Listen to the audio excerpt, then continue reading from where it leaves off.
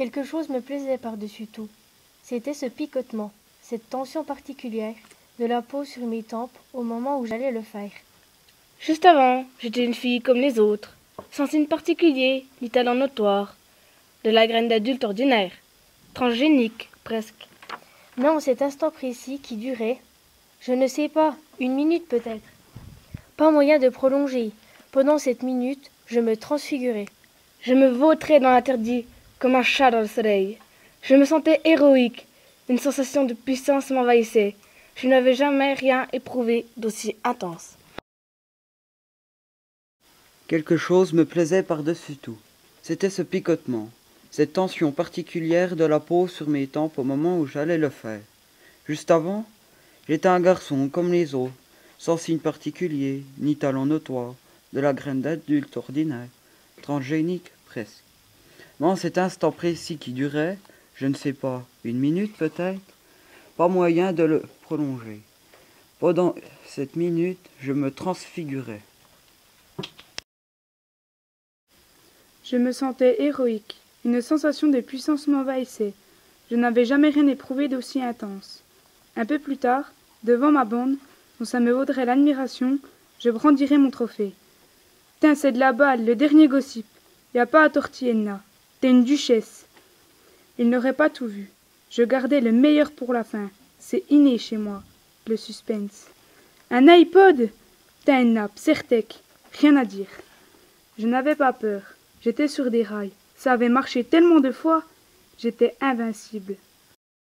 Un peu plus tard, devant ma bande, dont ça me vaudrait l'admiration, je brandirais mon trophée. Putain, c'est de la balle, le dernier gossip. Y a pas à tortiller, Edna, t'es une duchesse. Il n'aurait pas tout vu. Je gardais le meilleur pour la fin. C'est inné chez moi, le suspense. Un iPod. Putain, Edna, Psartek, rien à dire. Je n'avais pas peur, j'étais sur des rails, ça avait marché tellement de fois, j'étais invincible. Je piquais une clé USB, une topette de whisky, un CD, n'importe quoi de pas trop volumineux, qui coûtait cher, qui posait, qui me donnait l'air. Des grolles, trop facile. Tu viens avec des veilles aux pieds et t'en essayes d'hyper différentes. En principe, la vendeuse répare au fur et à mesure pour pas se mélanger. Mais si tu la mitonnes qu'elle est trop bien maquillée, elle a pas le temps. Toi oui. Pendant qu'elle va chercher la pointure du dessus, alors que celle que tu as au pied devant pile poil, t'as plus qu'à sprinter en lui laissant tes croque-nez. Évidemment, ça a ses limites. Après, il vaut mieux mettre la boutique en quarantaine le temps de se faire oublier. Je pouvais carotter des tas de trucs. J'aurais pu donner des cours si je voulais. Je voulais pas. Si ça devenait à la portée de n'importe qui, comment j'aurais pu me rendre intéressante? J'étais la seule fille de la bande, fallait que j'assure. Mais j'avais encore à disposition les résidus de prudence. Je ne tenais pas à me faire prendre, rapport à mon père, un prototype d'honnêteté qui n'aurait pas compris que sa progéniture tourne délinquante. Comment aurait-il pu comprendre que c'était la case obligatoire pour conquérir puis conserver l'admiration de mes potes? Je ne tenais pas à me faire prendre, rapport à mon père, un prototype d'honnêteté qui n'aurait pas compris que sa progéniture tourne délinquante.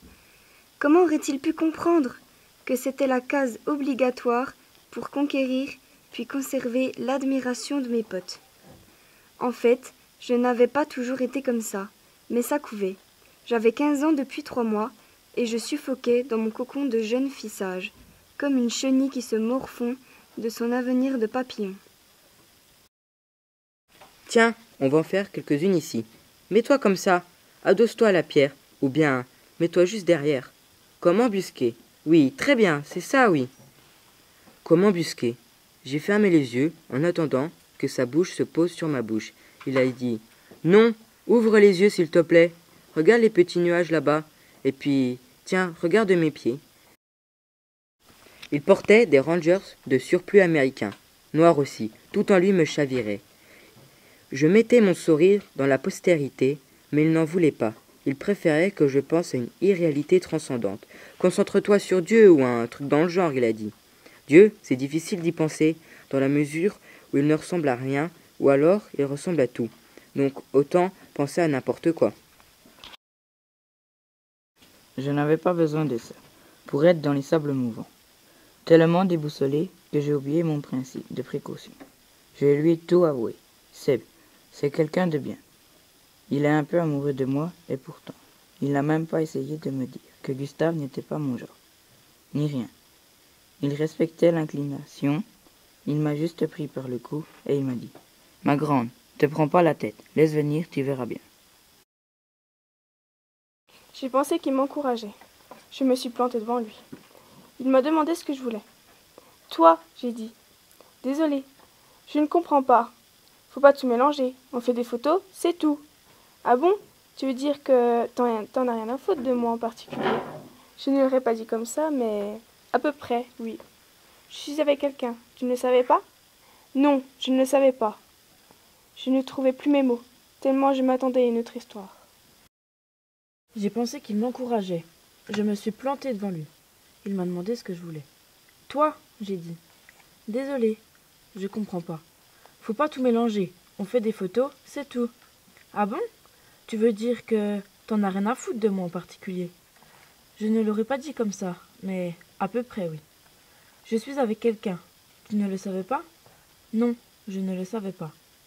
Je ne trouve plus mes mots, tellement je m'attendais à une autre histoire.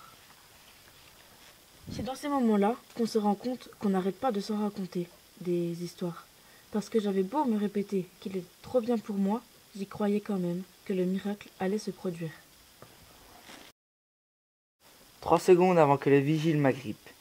Costaud, le genre Mac Tyson jeune, qu'on n'avait pas intérêt à faire chier. Je ne l'avais pas calculé, ce vigile. Grave erreur. Lui devait m'avoir dans ses priorités depuis mon dernier larcin.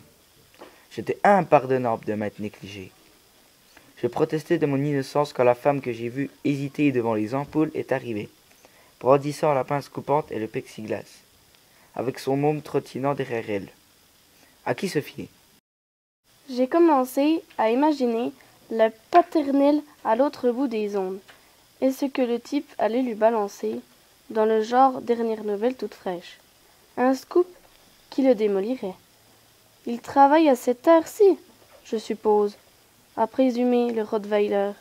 C'est qui, son employeur? C'est lui-même, il est menuisier. Je ne pouvais pas m'empêcher de lui répondre, de lui donner le moyen de bousiller nos vies. Je n'avais pas le choix, je suppose. Ou alors, délinquante, c'est comme tout, ça s'apprend. Et moi, j'improvisais sur le tas. À présent que je me fourrais dans un pétrin inédit, je mesurais la profondeur. Je me suis demandé si le Rottweiler avait une fille ou un fils de mon âge, mais je ne trouvais pas trace d'humanité sur son visage. La suite logique de ma situation tenait du cauchemar. J'imaginais le poste de police, la prise d'identité, les photos, Dieu sait quoi, la garde à vue, l'amende et le pire de tout, mon père, allant me récupérer là-bas. Parce qu'il avait beau me bassiner jusqu'à la nausée avec son honnêteté envers une société qui le rendait si mal à tout un chacun, je l'aimais au point que l'idée de le voir souffrir par ma faute m'insupportait. Dieu, ou qui de droit, s'il te plaît, je t'en conjure, fais que mon père ne sache rien. Si tu m'exauces, je n'épuquerai plus jamais, pas même un œuf, pas même rien, plus jamais, je le jure sur ma vie. J'étais prête à toutes les bassesses pour qu'on laisse mon père en dehors de cette fange, pour qu'il puisse garder sa fidélité à ses principes auxquels il tenait tant et qui me le rendaient indispensable tel qu'il était, même si tel je n'étais pas. Ce solennel serment m'a transportée, au point que j'en ai oublié où je me trouvais. Et puis, j'ai repris conscience de l'environnement, comme me étonnait d'être là encore, au lieu de sur un talus ensoleillé, en toute impunité avec mes potes. Le déclic eut lieu. Ce fut un papillon noir, et tout ce qu'il allait avec. Je mutais, du jour au lendemain, en androgyme. Slim noir, t-shirt XXL, et coupes sauvages pétrifiées de gel. Mon père, consterné, n'a pu que constater la métamorphose, trop rapide pour qu'il ait le temps de se faire à l'idée. Il zappait le piercing pour cause de répulsion personnelle. Pour compléter, je portais un blouson acheté à un junkie, tellement au bout de ses rouleaux qu'il ne sortait même plus de chez lui pour acheter ses doses. Un jour, ma métamorphose serait achevée, et j'aurais enfin une gueule intéressante qui se passerait d'esbrouffe pour exister. On s'est allongé dans l'herbe du talus, avec mes potes, et on a écouté un live de Janis Joplin en regardant les nuages. L'amitié, c'est de la balle, moi je vous le dis. On n'a rien trouvé de mieux dans le genre éternité.